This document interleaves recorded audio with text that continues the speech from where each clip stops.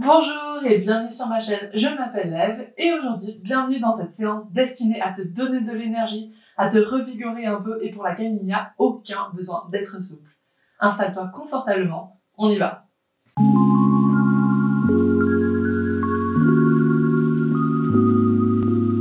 On va venir se positionner à l'avant du tapis, les pieds à peu près largeur de hanche ou les orteils collés entre eux. On va venir ancrer ses orteils fermement dans le tapis pour pouvoir activer toute la chaîne des muscles dans les jambes et pour pouvoir activer son périnée. Donc si vous n'arrivez pas à l'activer consciemment, c'est normal parce que c'est une zone qui est un peu obscure et qui est un peu inconnue. Et l'ancrage dans les orteils permet justement de faire ce boulot-là à la place de notre conscient. Donc servez-vous de vos orteils. On active le périnée pour protéger la colonne vertébrale quand on va faire des flexions avant. On vient rentrer le ventre. Toujours pareil, dans l'optique de protéger la colonne vertébrale dans le mouvement qu'on va faire après. On se tient droit, on met du poids dans le bout des doigts pour emmener les doigts comme si on les amenait vers le sol. On tourne les paumes vers le mur qu'il y a en face de nous pour redresser nos épaules. Et on va venir prendre une inspiration et emmener ses mains vers le ciel. Pas besoin d'aller très très haut. On expire, on plie les jambes, on amène les paumes sur le tapis. On tombe la nuque, on laisse tomber de tout son poids la tête pour éviter de casser la nuque et de se faire mal. On pousse dans les paumes, on redresse le dos. Grand pas en arrière. Deuxième jambe, planche, genou à terre. On déplie les pieds. On plie les coudes, petit chaturanga. On repousse sur ses coudes, bras tendus. On laisse tomber le bassin, cobra. On ancre les orteils dans le tapis. On soulève les genoux, on pousse dans les mains vers l'arrière. Genoux pliés pour notre premier chien tête en bas de cette séance. On va venir marcher dans notre chien tête en bas, donc on essaye d'amener alternativement un talon puis l'autre vers le sol. Pas besoin de le faire, c'est vraiment l'intention qui compte. Et on ramène un genou vers la poitrine, l'un après l'autre, pour marcher dans son chien tête en bas, Adho Mukha. On garde les genoux pliés, on regarde entre ses paumes vers l'avant, et on fait des petits pas pour retrouver notre pince debout, les jambes pliées. On laisse tomber la nuque. Les genoux toujours pliés. On redresse le dos, vertèbre après vertèbre. La tête en dernier. On envoie les mains vers le plafond.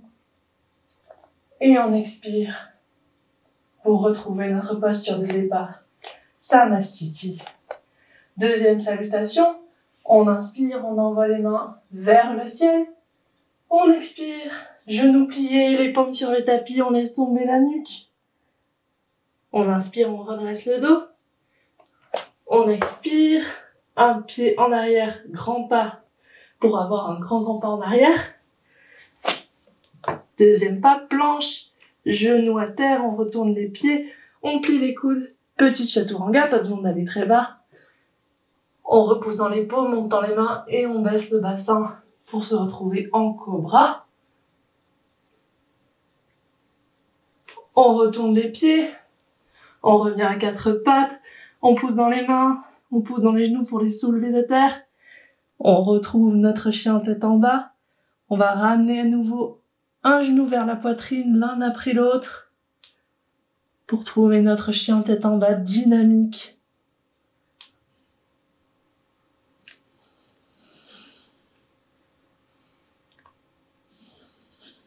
Et on va revenir en planche. Cette fois, on repose à nouveau les genoux à terre. On déplie les pieds. On plie les coudes, mini chaturanga. On repousse. On réancre les pieds dans le sol. On soulève les genoux. Chien tête en bas. Les genoux pliés. On reste à 5 respirations. Si c'est trop difficile, vous pouvez mettre les genoux à terre. Et vous serez quand même dans la posture du chien tête en bas.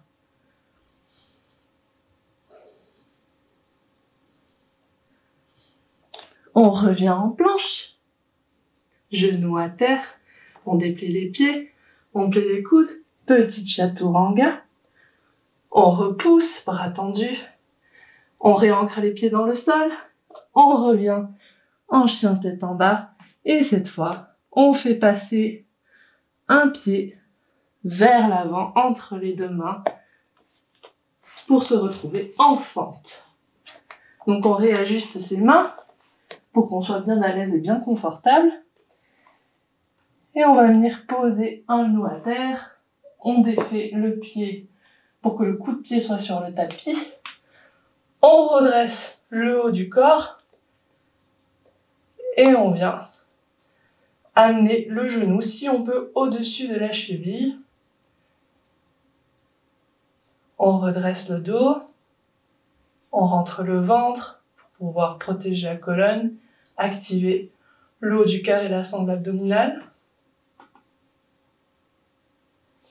Et on va venir lever le bras côté, jambes pliées à l'avant.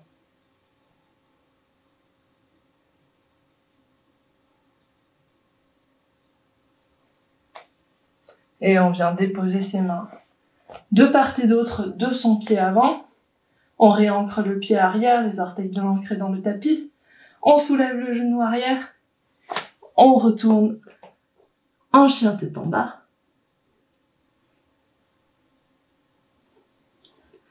Et on revient avec l'autre pied cette fois, le placer entre les deux mains. On dépose le genou arrière à terre. On met le coup de pied sur le tapis. On passe en fente. On redresse le dos. On essaye de placer cheville et genoux sur un même axe. On serre le ventre. Et on vient soulever le bras côté, jambes pliées. On étire le bout des doigts. On essaye d'aller jusqu'au plafond. Ressentir tout l'étirement dans la colonne. Si c'est trop délicat au niveau du genou et si c'est douloureux, n'hésitez pas à mettre un coussin sous le genou. On ramène les deux mains vers l'avant, sur le tapis.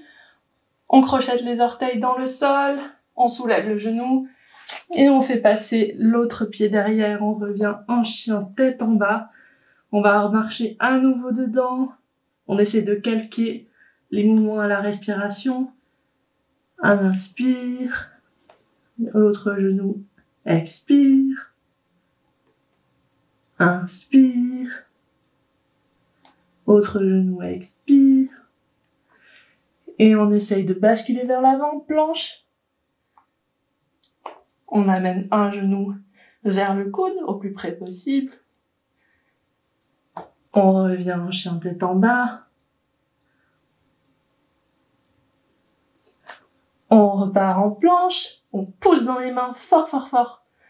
On amène le genou près du coude. Planche. Et chien tête en bas. On peut poser les genoux à terre cette fois. Faire de l'espace pour son ventre en écartant bien les genoux. Et on vient amener ses mains très très loin. Et on continue à pousser dans les mains. On est dans un chien tête en bas, sur les genoux. Posture du chiot tête en bas.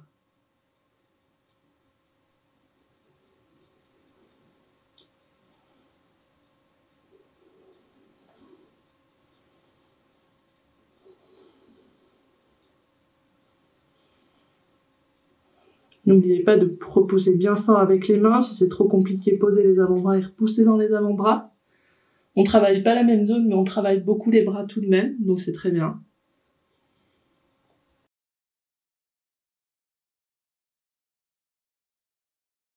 On soulève son buste pour venir se retrouver à 4 pattes. On crochette les orteils dans le tapis. On soulève les genoux, on pousse dans les mains vers l'arrière. On retrouve notre chien tête en bas. Et cette fois, on vient placer un pied derrière notre poignet.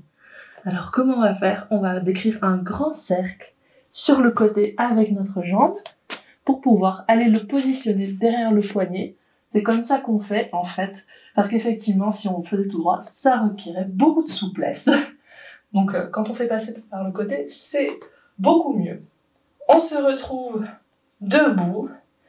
On vient placer notre pied un peu plus en avant pour être un peu plus à l'aise dans notre écart, si c'est nécessaire. On essaye de conserver cet axe cheville et genou dans le même alignement. Et on peut venir poser les mains sur la taille, rentrer le ventre, essayer de se grandir au niveau du haut du corps pour être dans notre posture de guerrier 1. On peut poser le pied sur le sol, le pied de derrière, le talon sur le sol si c'est confortable. Et on peut essayer de ramener, si jamais c'est possible pour nous, la hanche qui est derrière un peu vers l'avant. C'est normal que ça bloque un petit peu, donc n'insistez pas trop. Soyez juste conscient de là où vous pouvez, jusque là où vous pouvez aller. Tout simplement, vous n'avez pas besoin de faire une grosse rotation. Et si jamais vous êtes plus confortable, vous pouvez garder le talon arrière en l'air. On met les mains sur les hanches, on se grandit. Et on va venir tendre la jambe devant. On va venir faire pivoter ses pieds. Donc le pied avant, il va pivoter vers nous. Le pied qui était à l'arrière, il pivote vers l'extérieur. On se retrouve dans l'autre sens. On peut réajuster ses jambes pour avoir un écart largeur, au moins 2 hanches, entre ces 2 pieds. On essaye de tourner un petit peu sa hanche vers l'avant, la hanche arrière. On plie le genou avant, on essaye d'aligner cheville et genou. Si on peut pas, des fois on essaie juste de faire que ça dépasse pas la cheville. On se grandit. On aspire le nombril, comme si on avait une fermeture éclair, qu'on essayait de fermer et qu'on n'arrivait pas trop. Et bien c'est ce mouvement-là pour arriver à aspirer le nombril et donc serrer la sangle abdominale. Et on reste dans notre guerrier.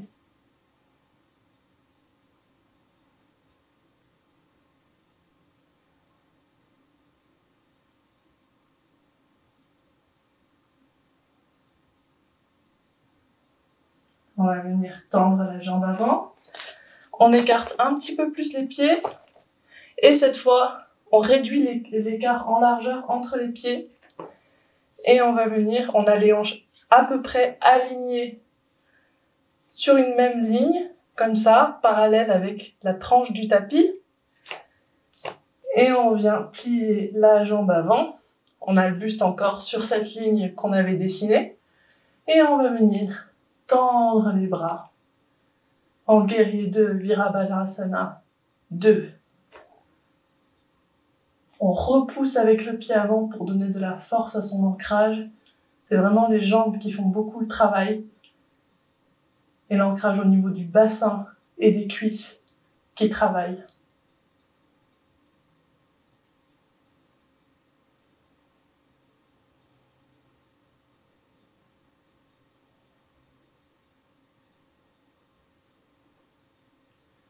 On tend la jambe avant, on laisse ses bras tendus, on fait pivoter le pied avant en direction de soi, on pivote le pied qui était à l'arrière vers l'extérieur et on se retrouve dans l'autre sens.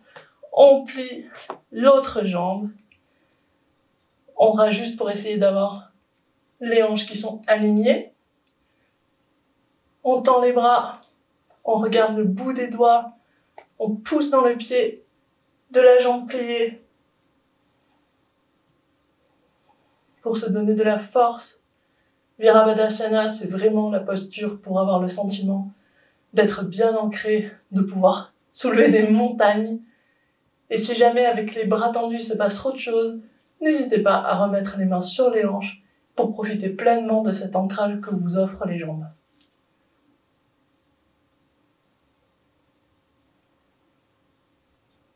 Si jamais c'est pas possible d'avoir un alignement de hanches absolument classique, n'hésitez pas à ajuster la posture de vos pieds pour que ce soit confortable pour vous aussi. On va venir tendre la jambe avant.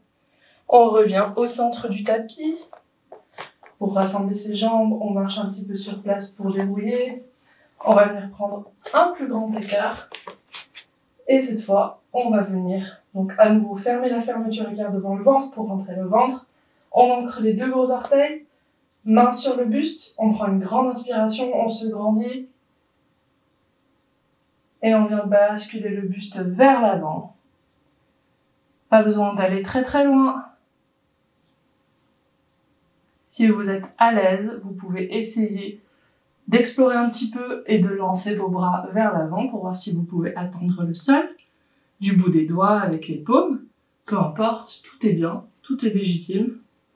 Si jamais vous voulez vous explorer un petit peu plus, vous pouvez plier les jambes et poser les paumes carrément au sol. On laisse tomber la nuque. Et on est en Pracharita Padottanasana.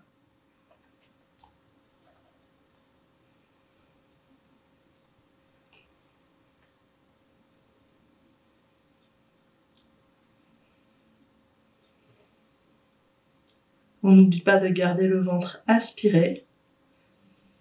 C'est ce qui nous protège dans ce mouvement de flexion avant avec la colonne.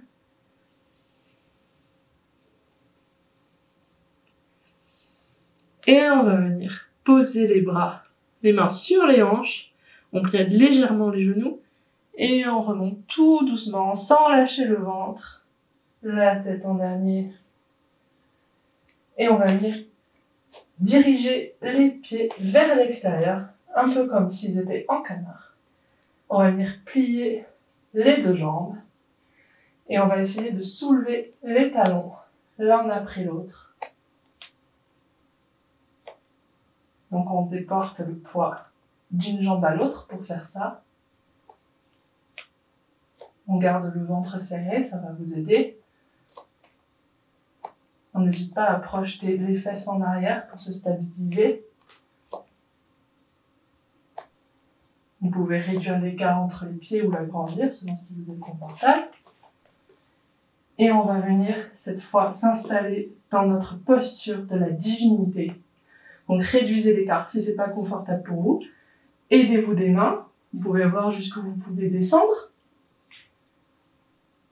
Jusqu'où vous pouvez rester de façon confortable. Qu'est-ce que vos muscles, qu'est-ce que votre force physique vous permet aussi. On va venir mettre les mains en prière sur le sternum une fois que vous avez trouvé cet équilibre. Et on reste en posture de la divinité.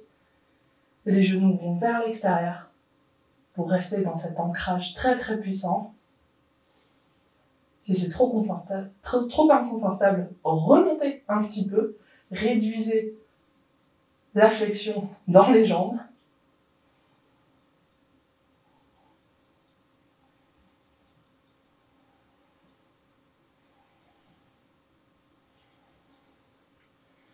On va venir poser les mains sur les genoux. Et on va venir essayer de tendre une jambe. Et puis l'autre.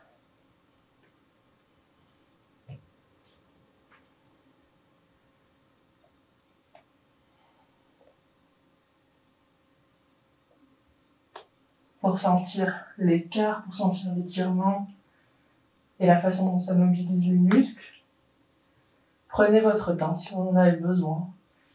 Il n'y a pas de décompte, il n'y a pas de répétition à faire. Aucun score à noter. Simplement le plaisir et l'exploration à mener. On retrouve notre écart, on retrouve notre posture debout. On ramène les pieds droits, comme c'était au départ.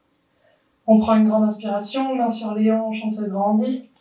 On revient faire basculer son buste jusqu'à ce qu'il soit à peu près parallèle au sol. On laisse tomber les mains.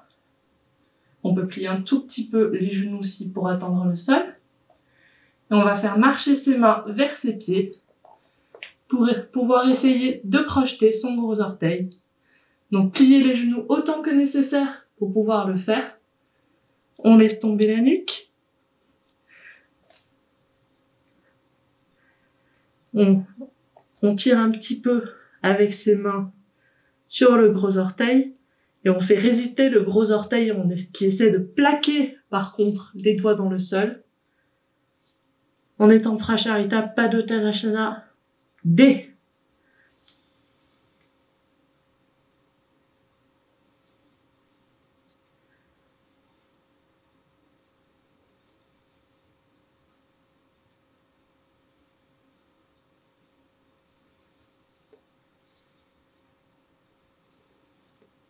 On décrochette les doigts, on amène les mains au centre et on vient plier les genoux et on ramène les genoux au sol, au centre du tapis. Une fois à genoux, on vient essayer de placer le coccyx, donc le bas de la colonne vertébrale, le sternum et le haut du crâne sur une même ligne. On grandit son corps, on ferme la fermeture éclair au-dessus du ventre. On vient soulever un bras et l'emmener vers le côté, tandis que l'autre main reste ancrée dans le tapis. Le regard peut suivre le bout des doigts en haut.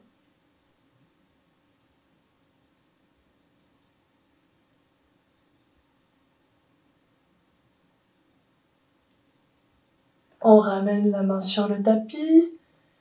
On l'ancre fermement et on emmène l'autre bras vers le haut sur le côté. On regarde le bout des doigts en haut pour exercer la torsion et sentir tous les muscles qui s'étirent sur le côté du corps. Si c'est désagréable d'être immobile, vous pouvez plier votre bras et le déplier. N'hésitez pas à ajouter de la dynamique si les mouvements statiques sont difficiles pour vous. On emmène la main sur le tapis à nouveau. On soulève un peu ses fesses du sol. On emmène une jambe sur le côté. On vient s'asseoir sur le talon. N'hésitez pas à mettre des coussins sous votre jambe si c'est difficile. On vient faire glisser la main côté jambe tendue sur le tapis, le plus loin possible. Vous n'avez pas besoin d'aller très très loin. Et on vient emmener l'autre main vers le plafond et puis vers le côté. Côté jambe tendue, vous pouvez regarder la main du haut. Vous pouvez plier un peu la jambe tendue si c'est trop difficile de l'avoir tendue, bien sûr. Et globalement, quoi qu'on fasse, quoi qu'on ait fait aujourd'hui, si jamais vous avez éprouvé le besoin de modifier, de changer, si vous avez eu l'impression de n'être pas souple, je vous assure que c'est faux. Les postures, elles sont pas faites pour être faites parfaitement, entre guillemets. Déjà parce qu'il n'y a pas de posture parfaite, mais en plus parce que ce sont des explorations à mener pour savoir où est notre point de confort, notre point d'inconfort. Est-ce que c'est possible de prolonger peu à peu le point de confort vers l'inconfort pour justement agrandir notre zone de confort? C'est vraiment du travail en fait d'assouplissement progressif. Et donc être souple, au départ, n'a aucun intérêt en fait. On ramène l'autre main sur le tapis. On plie la jambe, on la ramène sous soi. On soulève les fesses. On tend l'autre jambe.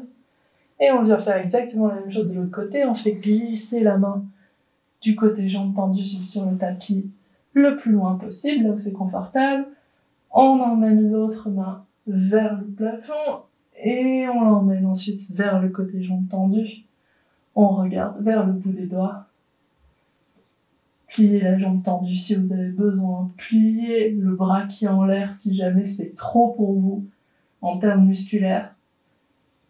Adaptez. Ne vous sentez jamais coupable d'adapter.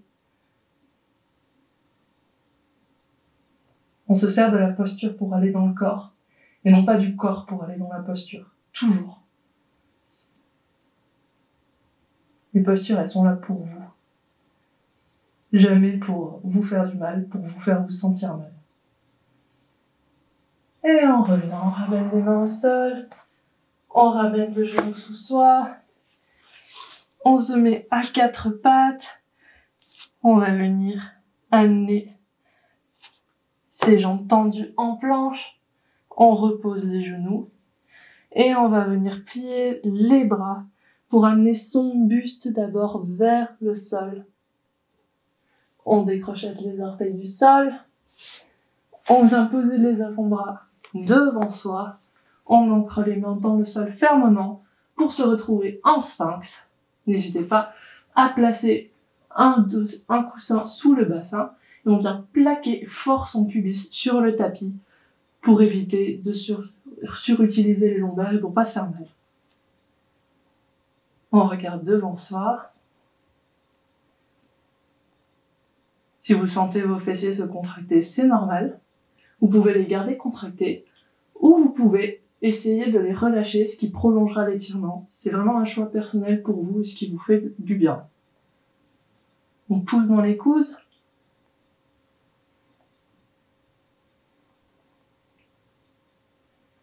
On fait glisser ses mains vers l'avant pour se retrouver la poitrine au sol. On vient faire passer ses mains près de la poitrine. On peut écarter les pieds un petit peu en largeur derrière. On pousse dans les mains peu à peu pour venir se retrouver en cobra. On n'est pas obligé d'avoir les bras complètement tendus si c'est pas possible. Ça demande quand même d'avoir les lombaires assez souples. Donc si vous avez les coudes pliés, c'est très bien. On fait ce qu'on peut. On essaie juste de ramener les épaules en arrière, sachant que si on n'y arrive pas totalement, c'est ok aussi, parce que ça demande effectivement de surcompenser quand on a les coudes pliés. Vous pouvez avancer les mains pour être plus confortable aussi, ce qui nécessitera moins de souplesse. Donc vraiment, n'hésitez pas à jouer avec le placement des mains, avec le cobra, pour choisir ce qui vous fait vous sentir le mieux.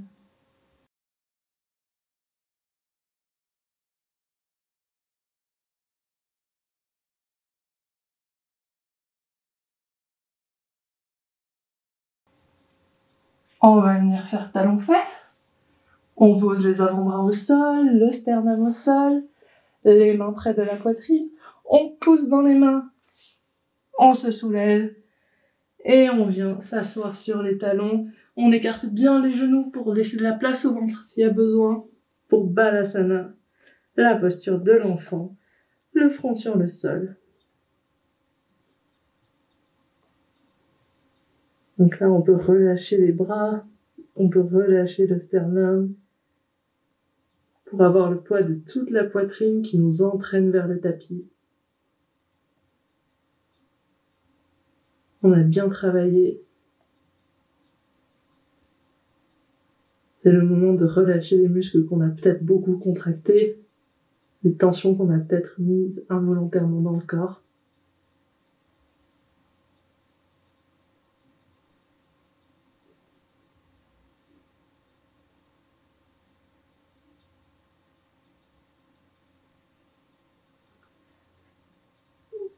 On ancre les mains dans le sol. On revient à quatre pattes. On va venir s'asseoir sur le tapis pour notre dernier effort. Notre dernier gros effort. Donc vous pouvez vous asseoir soit en tailleur, soit avec les pieds l'un au-dessus de l'autre, peu importe, comme vous êtes bien. Et on va venir emmener les mains près des genoux. Et on va venir soulever les fesses à l'aide de notre pression sur les mains pour Utplutihi. Et c'est la dernière fois qu'on éprouve vraiment les bras dans cette séance, ne vous inquiétez pas. Et voilà. Si jamais vous avez dû le faire en plusieurs fois, c'est tout à fait ok, c'est tout à fait normal. Et c'est tout à fait avec le même effet bénéfique. Donc bravo. Maintenant, on va venir passer dans la posture du demi-pont, donc on vient s'allonger sur notre tapis.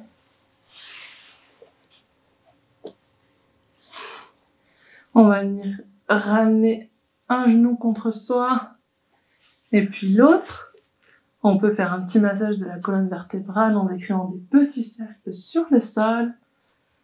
Et on vient poser les pieds, les genoux toujours pliés, les pieds le plus proche possible des fesses. Puis on va venir Encore une fois, absorber le nombril, donc comme si on avait une fermeture éclair sur le ventre. Et on vient soulever légèrement le bassin, pas besoin d'aller très très haut. Pour le demi-pont. On pousse dans les épaules.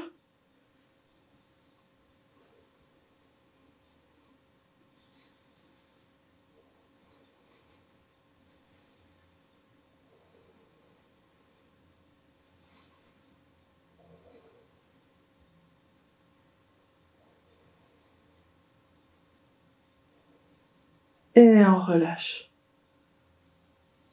On regroupe ses genoux contre soi. Et on va venir basculer vers l'avant pour se retrouver en posture assise. Pour la dernière posture de cette séquence, Paschimottanasana, dite thérapeutique. Donc on va garder nos jambes pliées. Mais après, si vous pouvez, vous pourrez étendre les jambes. On va venir pousser avec les mains dans le sol pour pouvoir grandir son buste. On aspire le nombril. On emmène les mains vers le ciel.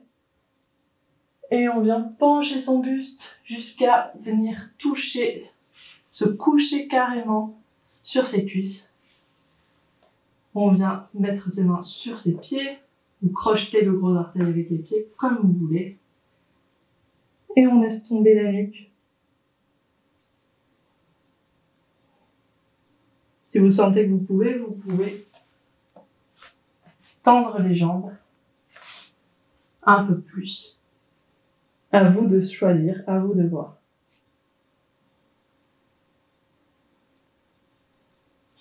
Vous pouvez pointer les pieds, vous pouvez les garder flex.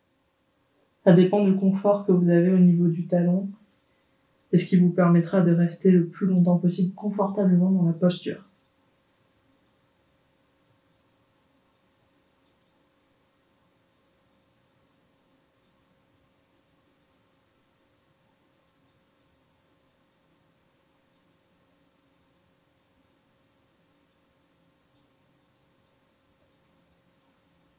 Et quand vous vous sentez prêt et prête, vous pouvez relever le dos, la tête en dernier, et revenir vous asseoir pour la fin de notre séance ensemble. Merci de m'avoir accordé ta confiance et d'avoir choisi de passer ce joli moment avec moi. J'espère que cette séance t'a plu, j'espère qu'elle t'a fait du bien, et j'espère aussi, surtout, que tu es très fière de toi, parce que vraiment, tu peux être fière. C'est pas facile de surmonter tous les obstacles qui peuvent se poser quand on veut faire du yoga, quand on se sent pas forcément à l'aise avec sa souplesse ou sa force. Mais je te promets que tu peux être vraiment très fière de toi. Donc bravo. Si jamais tu apprécies mon travail, je te suggère de me suivre sur les autres réseaux où je suis présente, comme Instagram par exemple, où je suis super active, ou TikTok. Et si jamais tu veux du contenu exclusif, tu peux aussi rejoindre la famille sur Patreon, où tu auras accès à plein de bonus et l'accès anticipé aux vidéos de yoga. Merci d'avoir été là.